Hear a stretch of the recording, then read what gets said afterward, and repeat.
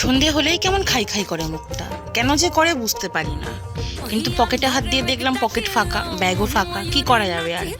চলুন দেখি, ঘরে কটা গাঁটি কচু ছিল, সেগুলো আলুর মতো ছাল ছাড়িয়ে নিলাম। ছাল ছাড়িয়ে নিয়ে এবার গোল গোল করে প্রথমে, তারপর লম্বা লম্বা করে আলু ভাজার মতো ঝিরিঝিরি করে কেটে নেব। কেটে ভালো করে জল দিয়ে ধুয়ে জলটা ঝরিয়ে নিয়ে নুন, হলুদ, লঙ্কার গুঁড়ো আর 2 চামচ ময়দা দিয়ে ভালো করে মিশিয়ে নিতে হবে। এবার কড়াইতে তেল গরম করতে দিন, ডুবো ডুবো তেল লাগবে এটা ভাজতে। তেল গরম হলে ছেড়ে দিতে হবে, সব একসাথে দেওয়া যাবে না কিন্তু, দিতে হবে অল্প অল্প পরিমাণে, তবেই কিন্তু লাল কুরকুরে টাইপের ভাজা হবে। ব্যাস এভাবে একটু ভেঙে ভুঙে নেবেন, ছাড়িয়ে নেবেন গায়ে গায়ে লেগে গেলে। এই যে দেখুন লাল কুরকুরে ভাজা হচ্ছে, মুখে দেবেন আর কুড়মুড় করে আওয়াজ হবে। আবার একটু ভেজে নিন, কেন কি একবার এটা খেতে শুরু করলে আর থামতে পারবেন না, খেতে এত ভালো লাগবে। ব্যাস ভাজা হয়ে গেল। এবার সাথে 1 কাপ চা নিন গরম গরম, আর এই ভাজা নিন।